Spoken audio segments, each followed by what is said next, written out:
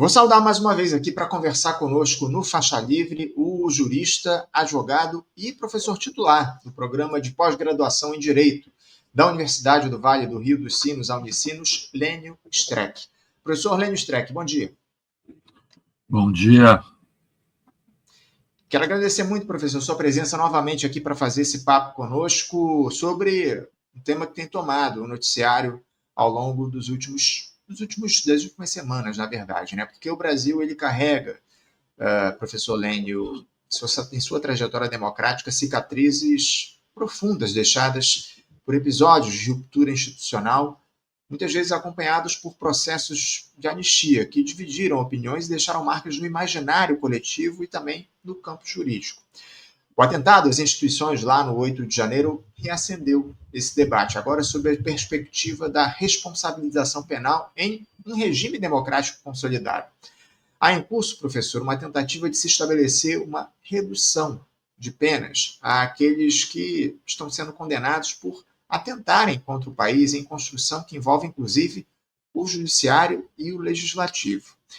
Uma proposta de consenso deve ser apresentada ao longo dos próximos dias no Congresso Nacional pelo presidente do Senado, Davi Alcolumbre, aproveitando um texto inicialmente elaborado pelo senador Alexandre Vieira, do MDB. O senhor tem acompanhado muito de perto essas discussões, tem falado muito sobre esse tema nos últimos tempos. Professor, eu gostaria de ouvir a sua avaliação sobre essa possibilidade de anistia que está sendo debatida aqui no nosso país. Ela é benéfica a fim de pacificar o Brasil, como algumas figuras, até do próprio governo Lula, têm defendido? Como é que o senhor avalia esse debate sobre a anistia que está sendo feito no país? Bom, imagine um crime de assalto ou até mesmo homicídio em que o processo de punição dos responsáveis é feito. Eram muitos assassinos, eram muitos, nessa alegoria eram muitas pessoas, e os que atacaram a vítima foram todos condenados. E passa o tempo e algumas pessoas dizem que aqueles que alcançaram a faca, mas que não usaram a faca, receberam penas muito altas. E num segundo momento, e isso causa uma grande discussão, afinal, qual é o papel do sujeito que entra num bando para cometer um assassinato e um deles apenas carregou a faca ou apenas incentivou e tal, e que recebeu uma pena alta. E qual é o alcance disso? E aí, de repente, a própria vítima, ou, no caso, os familiares da vítima, começam a dizer que as penas foram altas. E a própria vítima, ou seus familiares, enfim, os familiares da vítima, começam a dizer e concordar que as penas sejam abaixadas. Essa é a questão. É disso que se trata. A vítima, que é o governo, afinal, tentaram derrubar o governo legitimamente eleito, a vítima concorda que as penas sejam abaixadas. O que a gente vai dizer se a própria vítima e seus familiares concordam com o abaixamento das penas? É muito difícil. Imagina o juiz, o promotor, enfim, o juiz que se esforçou, e o promotor, enfim, a polícia, para fazer uma punição, para construir a punição dentro da lei, como foi feito.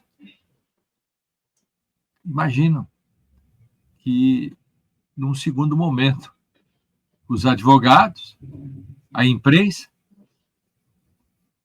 os que fazem as leis e os familiares da vítima e a vítima entrem num acordo para rebaixarem as penas. E aí? Não tem muito o que dizer sobre isso. É apenas a perda de uma oportunidade histórica que o Brasil está passando mais uma vez. O Brasil não consegue fazer a travessia desses processos.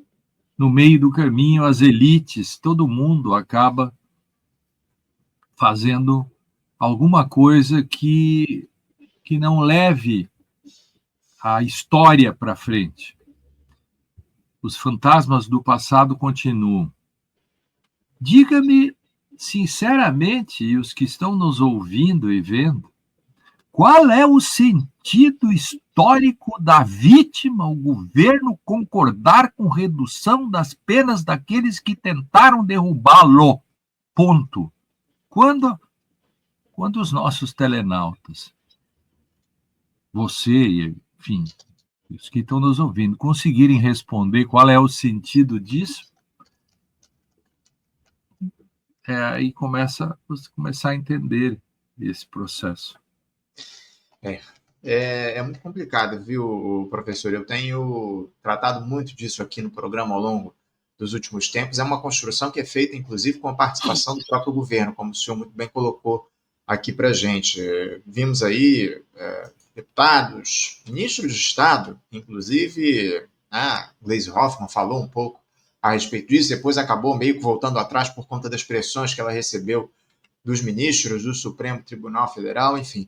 O fato é que essa construção, deputado, ela foi iniciada no intuito, pela extrema-direita, obviamente, no intuito de tentar promover essa anistia para o próprio Jair Bolsonaro.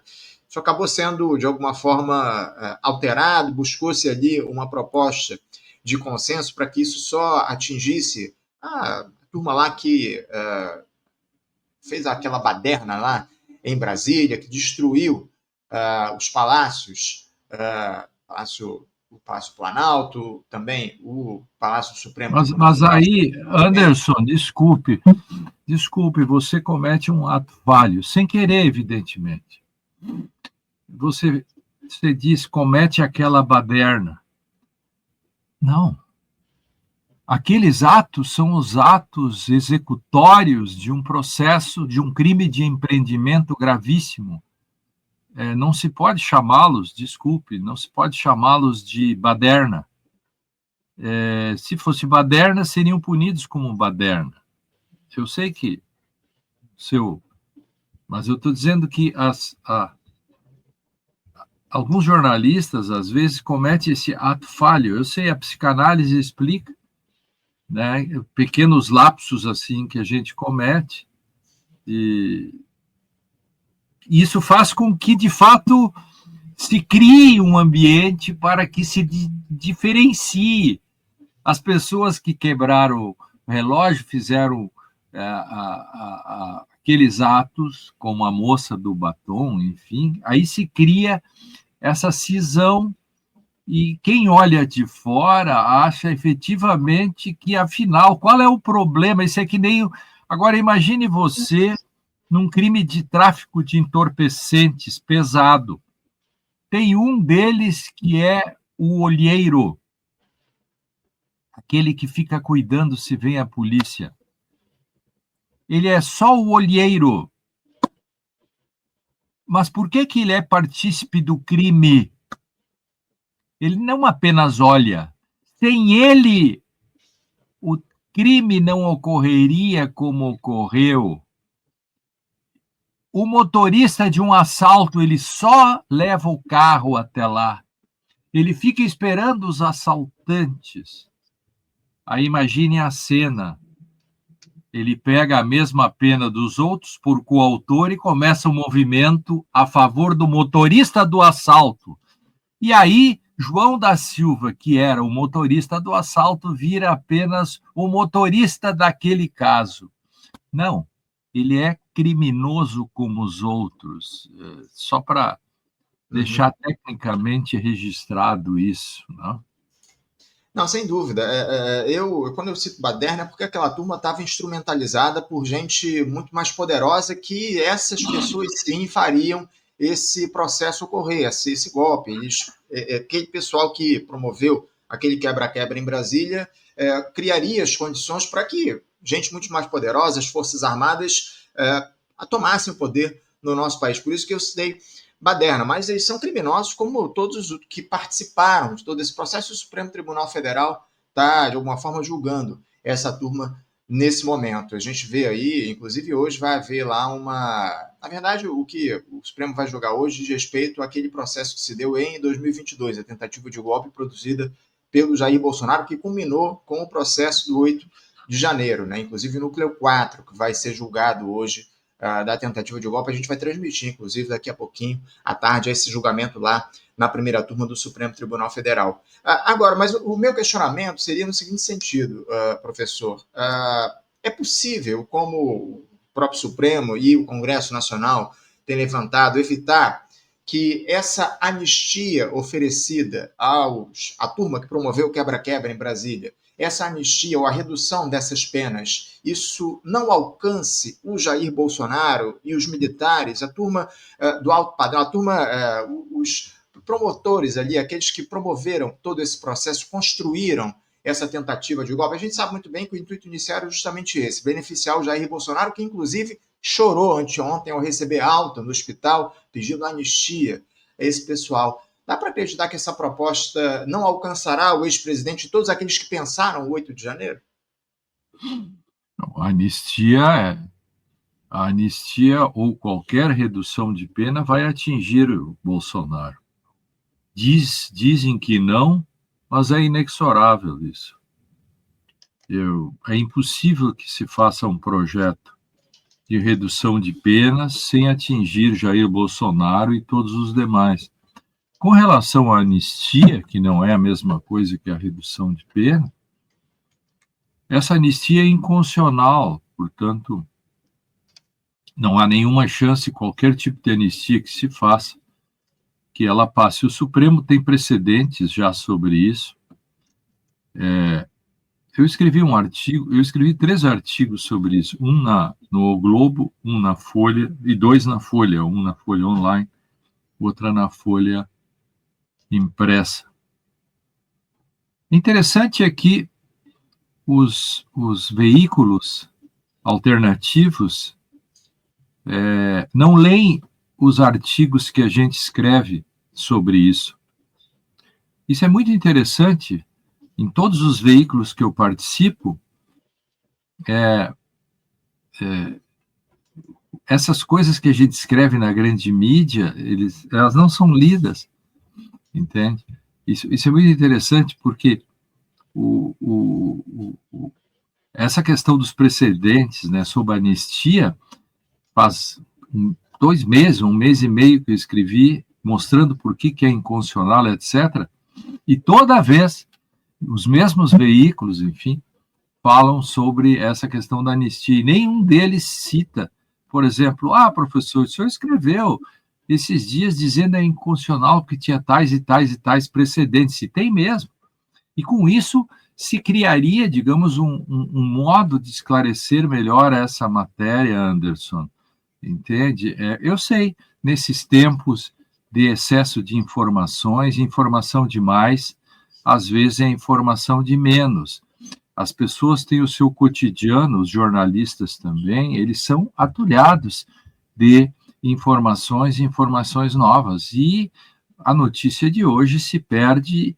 Antigamente, o jornal de hoje enrolava o peixe de amanhã. Hoje,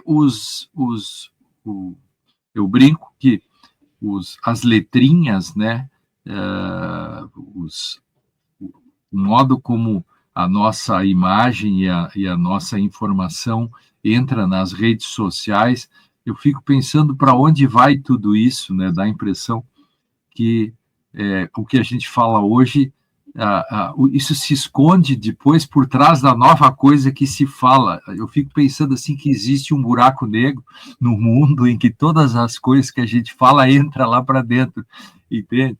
Então, nesses tempos, efetivamente, essas coisas funcionam assim.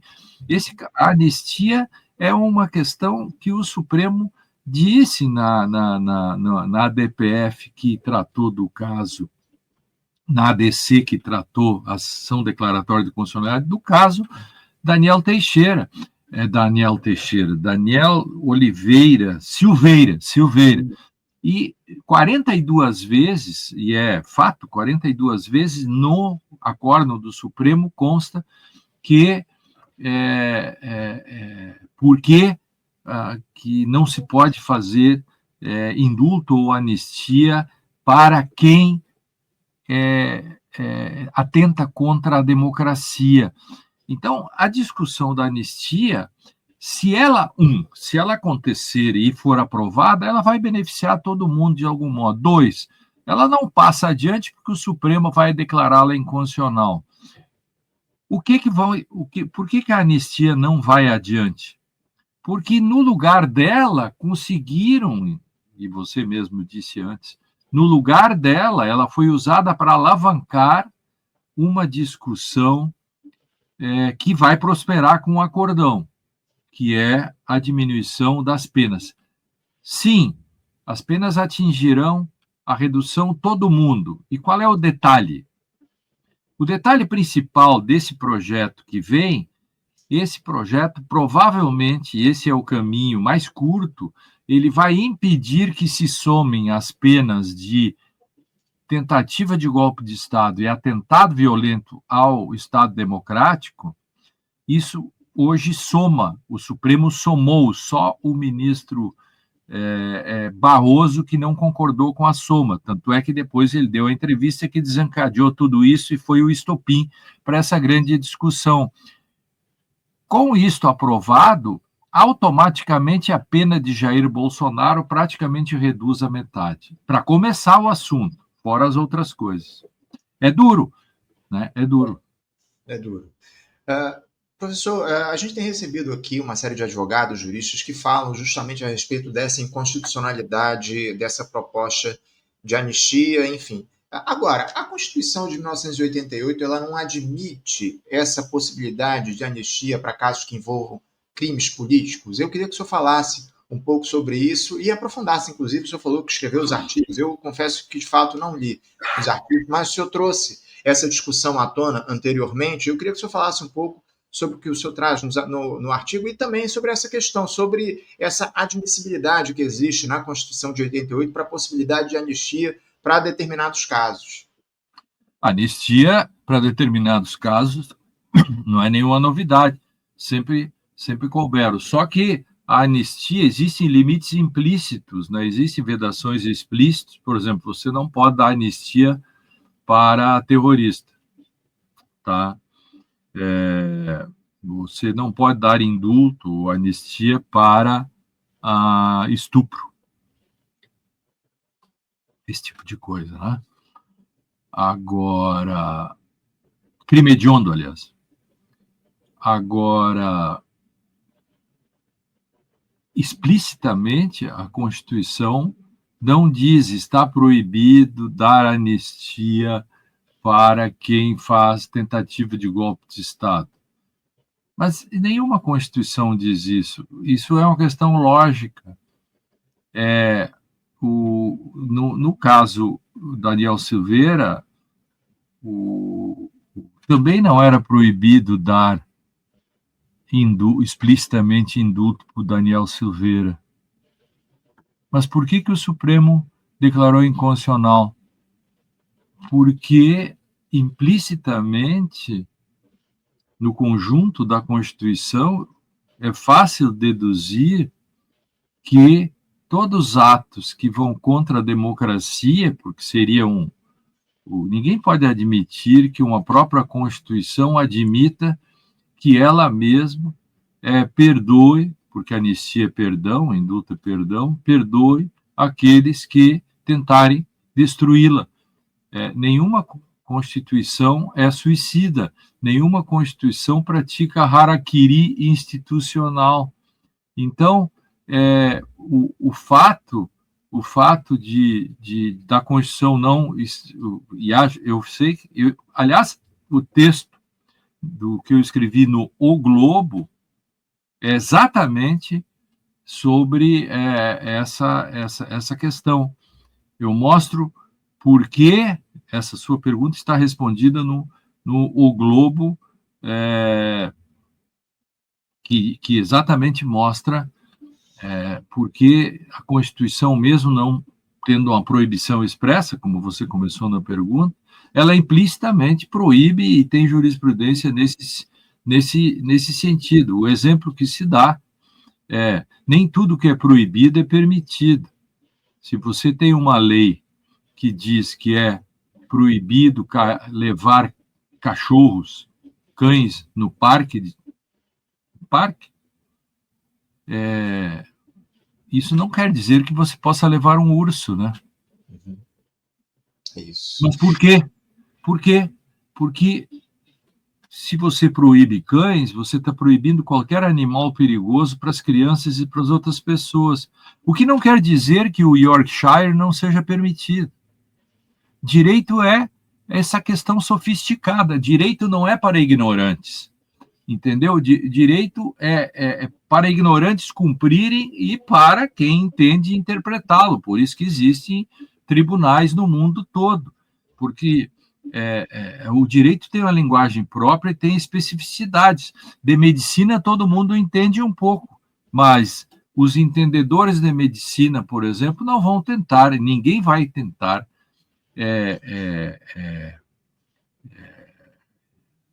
deixar-se operar com alguém que fale bastante sobre operação cardíaca, mas nunca pegou num bisturi e vai abrir um peito de alguém. Aí o cara vai dizer, não, mas eu vou no expert. No direito também, não faça nada errado. Procure um expert, né? Brincando um pouco com isso, né? Então, nem tudo que é proibido é permitido. Professor, eu citei o Jair Bolsonaro, que recebeu alta no último domingo, depois de fazer aquela cirurgia no abdômen, enfim. Aliás, publicou uma imagem nas redes sociais com o abdômen dele aberto. Eu até citei isso aqui ontem, negócio inacreditável, mas enfim.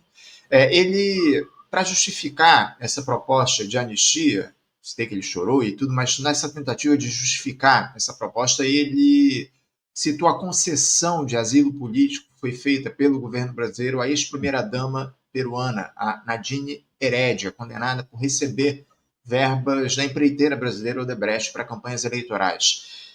Essa comparação que o Bolsonaro faz, ela é possível de ser feita? Como é que você avalia essa justificativa do ex-presidente? Não, a gente diz assim, existe uma coisa chamada lei de Hume, um famoso filósofo, que é de um não se pode tirar um deve. Então, da questão de ser equivocada a concessão de asilo para a senhora Herédia, não se tira que se possa fazer anistia para quem tentou um golpe contra o Estado Democrático de Direito. Isso não tem absolutamente nada a ver. Se está certo ou não o caso da Herédia, tenho dúvidas sobre o mérito disso. Isso não quer dizer absolutamente nada, não tem nenhuma relação, tem zero de relação com relação à anistia. Quer dizer, qual é o sentido disso? Isso é uma frase retórica apenas para redes sociais. Né? Num país que tem 29% de analfabetos funcionais, mesmo com curso superior e outros, essas coisas acabam pegando. Aí as pessoas saem repetindo, né? Ah, mas deu asilo para a mulher do ex-presidente do Peru e não querem dar anistia para o pessoal do 8 de janeiro. Qual é a relação disso? Juridicamente zero, politicamente zero, teleologicamente, entre causa e efeito, não tem nenhuma relação. Tá certo. O professor, eu queria avançar aqui no nosso papo, porque Eu queria saber do senhor de que maneira essa concessão eventual de uma anistia ou de uma redução da pena a essa turma pode impactar a confiança da sociedade nas instituições, especialmente entre aqueles que defendem a responsabilização plena como uma forma de consolidar o Estado de Direito. E outra, seria esse o fim das ilusões àqueles que ainda acreditam que a institucionalidade faz justiça sem considerar os interesses daqueles que comandam o poder político e econômico no país? Essa é a pergunta perfeita, essa é a pergunta mais importante a ser feita nesse momento histórico. Temos uma grande chance de ultrapassarmos e enterrarmos os fantasmas do passado, os erros que cometemos no passado. Quantos erros nós cometemos? Vamos pegar um que está na moda aí, que estão falando. Juscelino deu anistia para os caras que golpearam o regime em 64. E prenderam o próprio Juscelino, né?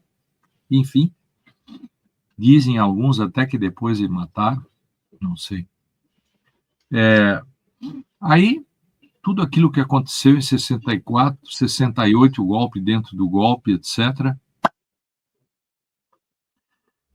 Milhares de pessoas mortas.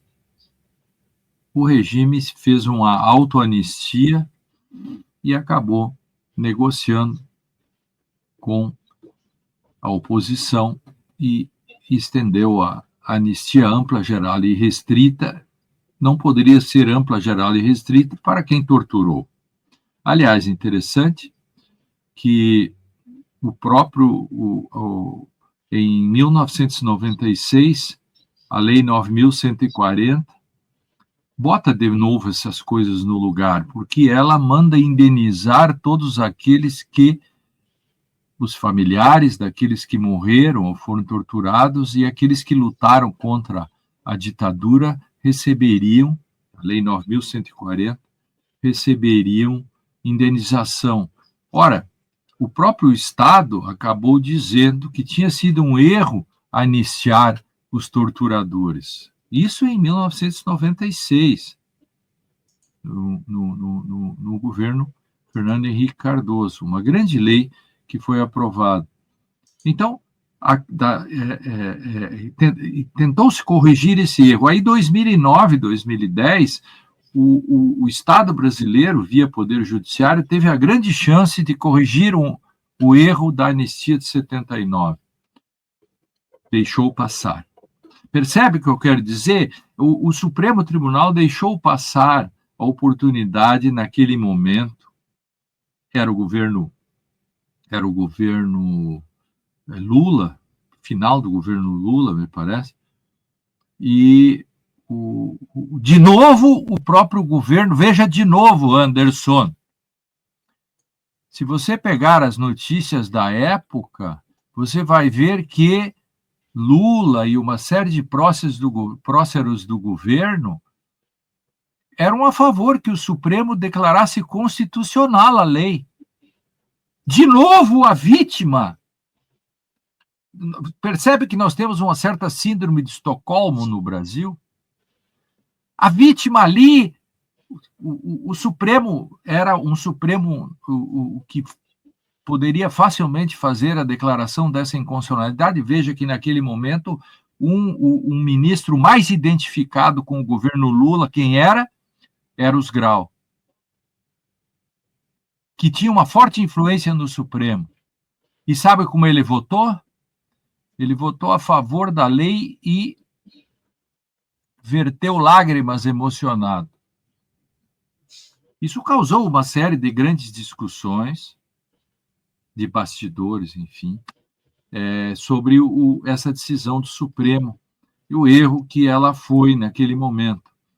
Passa o tempo, nós temos essa grande oportunidade agora de não repetir anistias mal feitas, etc., decisões desse tipo. E aí o que a gente faz? Começa bem, condena todo esse povo, todas essas pessoas. No meio do caminho tem uma pedra. E aí começa de novo a possibilidade. Nós vamos repetir o erro. Então, eu estou contando para vocês um pouco da história para mostrar que nós corremos o risco de cometer o mesmo erro. E como toda vez que a história fez isso, nós fizemos isso, pagamos o preço? Não pagamos? 64. Depois a anistia, não anistiamos torturadores, etc., onde eles estavam e tal. As mesmas pessoas, não as mesmas, mas os militares, enfim, e outros, acabaram tentando dar o golpe agora de novo. Vamos errar de novo? Essa é a questão histórica. Se errarmos de novo, aí eu vou usar a sua frase, se errarmos de novo, de fato, é o fim das ilusões com relação à possibilidade da lei como fator de interdição e fator de institucionalização do novo. Nesse caso, se perdoarmos ou se fizermos o acordão, a lei será apenas uma espécie de passapanismo. Professor, eu queria aproveitar que você citou isso.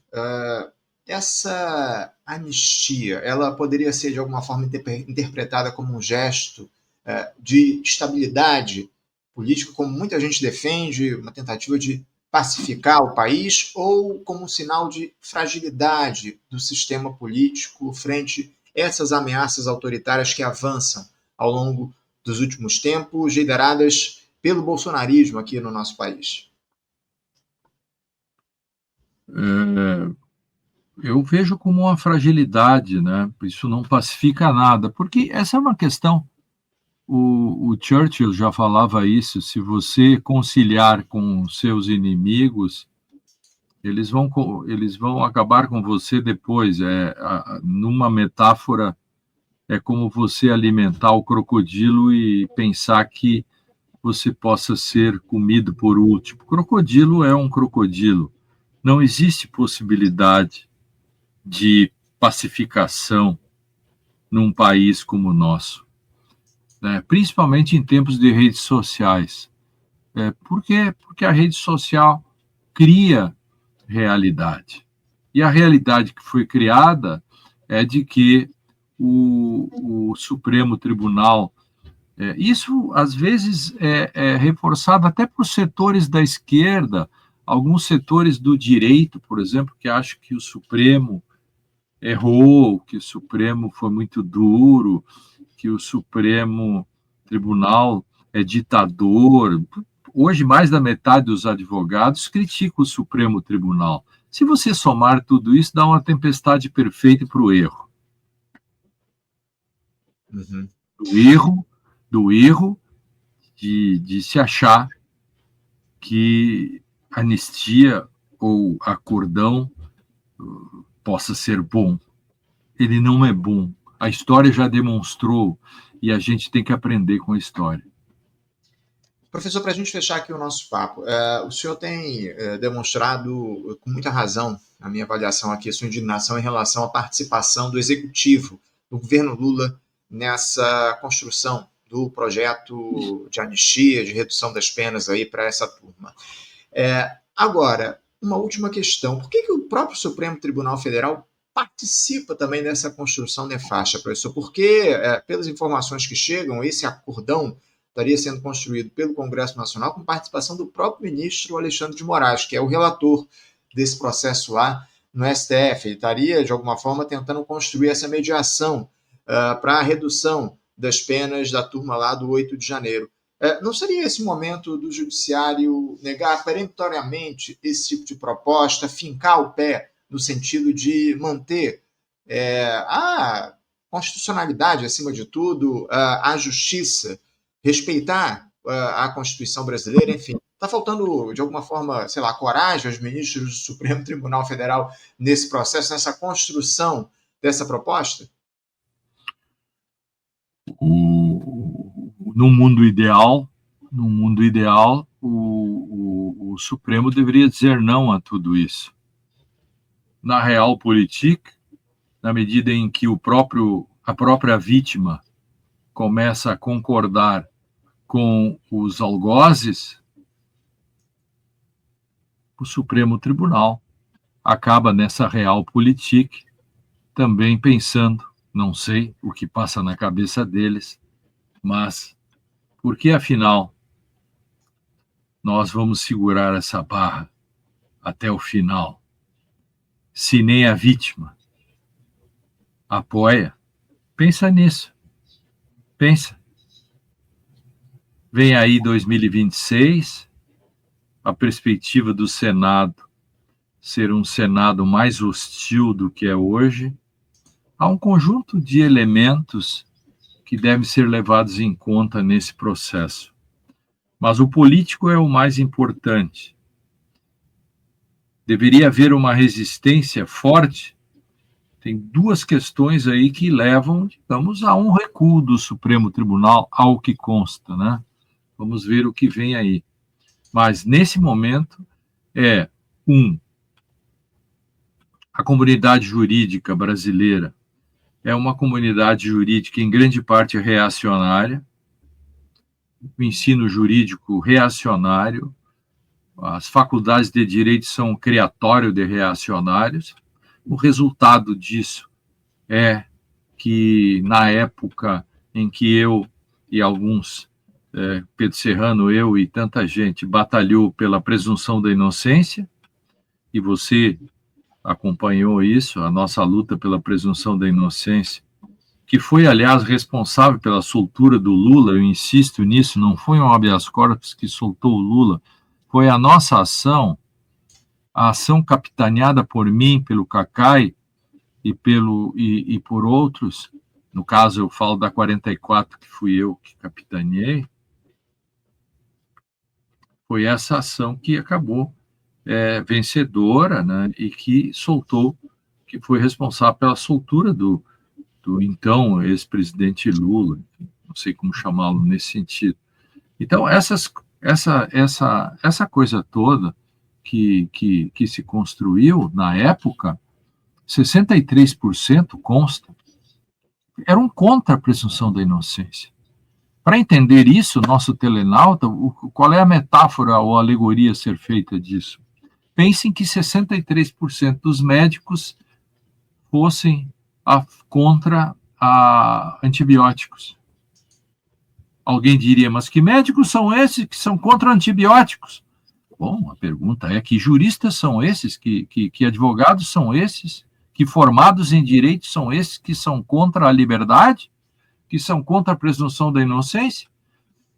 Então, quando você me pergunta por que o Supremo, segundo consta aí, estaria favorável à redução das penas, não feita por ele, feita pelo parlamento, porque seria uma redução feita pelo parlamento. Bom, some-se a comunidade jurídica, some-se ao próprio governo, some-se ao parlamento, e você tem sozinho, de um lado, o Judiciário, o Supremo Tribunal, e do outro, todos de acordo. Bom, você tire as suas conclusões, e o nosso telenauta tire suas conclusões. Professor Lênio Streck, eu quero agradecer muito essa importante entrevista que o senhor nos concedeu hoje, falando sobre, talvez, o tema do momento no nosso país nesse momento, para além da política, obviamente, para além dessa situação envolvendo a fraude lá do INSS, o tema que está sendo mais discutido é essa questão da anistia. Então, esse é um erro. Isso foi um outro grande problema. O próprio governo falhou nessa história aí. O governo tem a CGU agiu como Ministério Público nesse caso. Então, como é que funciona? Quer dizer, isso vem à tona? Não, primeiro você corrige e entrega a solução pronta. A CGU agiu como Ministério Público. Bom, e o que o governo tem a dizer também sobre isso? Até hoje o governo não disse uma linha sobre a atuação da CGU nesse caso. E olha que eu já falei várias vezes disso, e sequer não há nenhuma manifestação da CGU sobre isso. Bom, mas a CGU é um órgão do governo? Mas ela é contra o governo? Não entendi bem isso até hoje. Abraço, Anderson. As contradições desse governo. Obrigado, professor. Um abraço forte. Até a próxima. Valeu, querido. Um abraço. Tchau, tchau. Tchau, tchau.